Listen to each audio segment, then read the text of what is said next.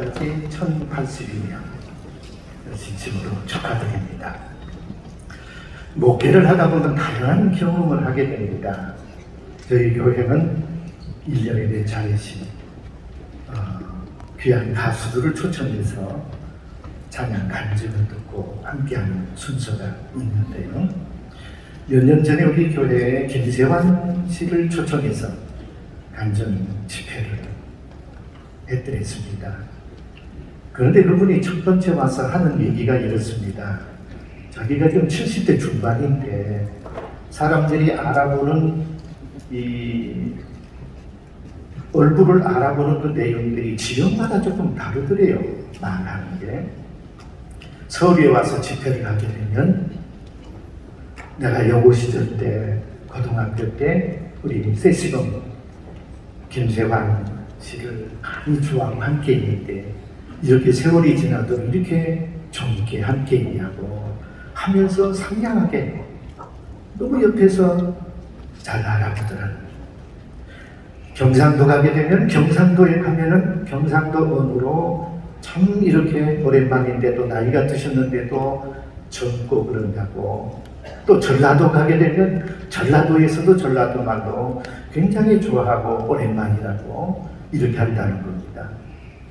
그런데 한 번은 대전에 충청도 와서 집회를 하는데 원래 대명사가 충청도는 말이 좀 느리고 또 이렇게 한다고 그러지 않습니까? 그런데 그날은 단어 한자 딱 한마디로 자기를 그렇게 알아보더라는 겁니다. 그래서 본인도 깜짝 놀랐다는 거예요.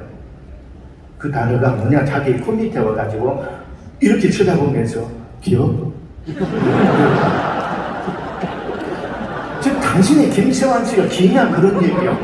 딱 기억하고 한마디로 끝내버리더라고요. 순간적으로 당황해서 이렇게 했는데 본인도 대답했답니다. 기억.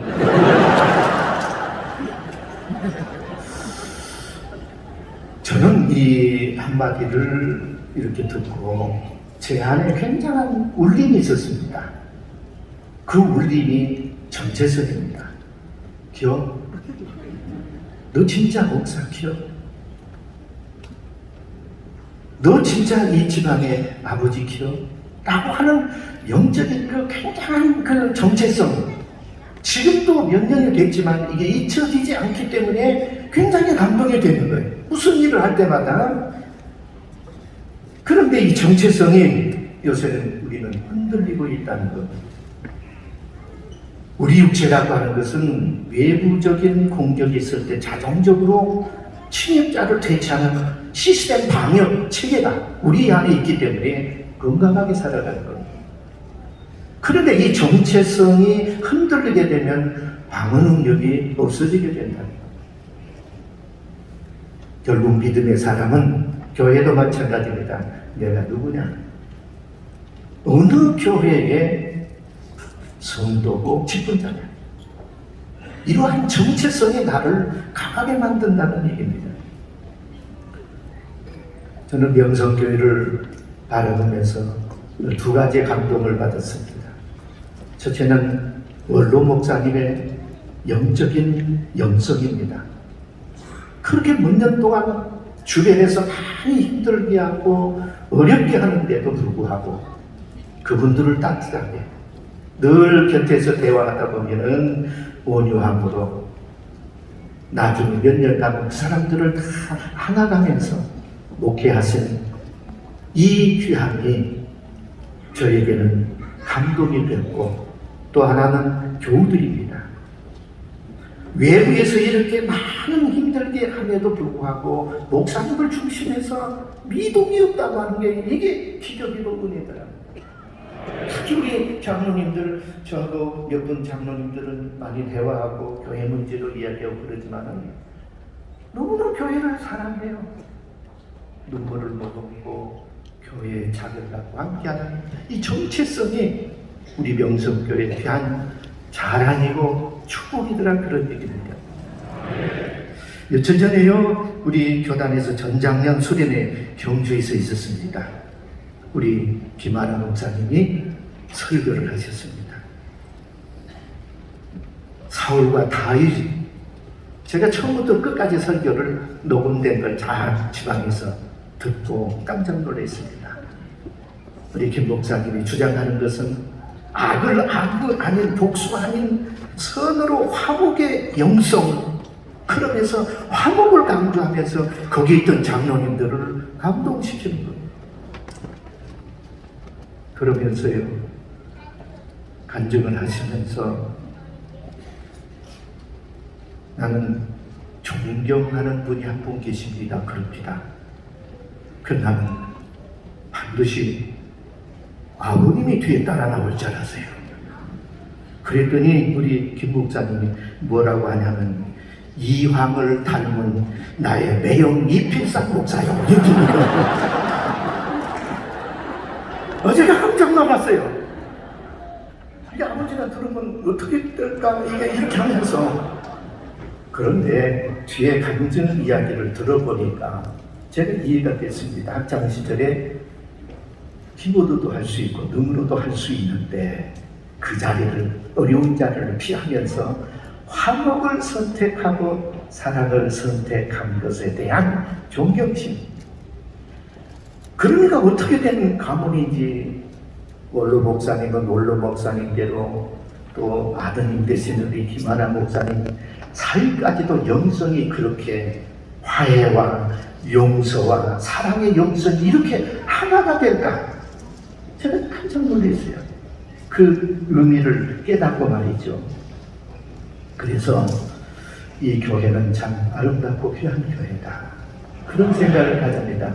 근데 중요한 것은 이제 오늘 보니까 명예권사님들까지 1082명이 임직을 합니다. 자, 이제 이겁니다.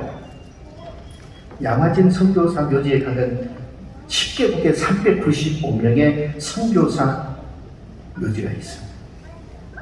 이분들이 대한민국에 못 살고 찌들어지게 가난한 이 나라에 와서 죽음을 선택합니다.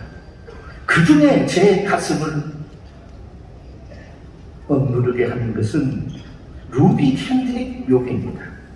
이 묘비가 이런 내용으로 써졌습니다. 내게 줄 수 있는 1000번의 생명이 있다면 나는 그 1000번의 삶을 한국을 위해 바치겠습니다.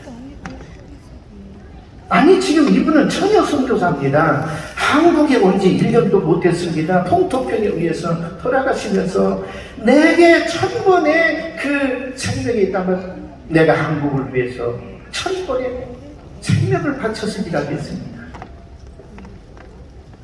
나는 대한민국 사람이면서도 이런 마음을 갖지 못한 데 대한 가슴 뭉클한 이런 일이 있었습니다. 오늘 임직받은 여러분, 주님을 위해서 내 자신을 버려본 일이 있습니까? 잃어본 경험이 있습니까? 성경은 버린 자들의 축복이요, 버린 자들의 행복이라고 하는 겁니다.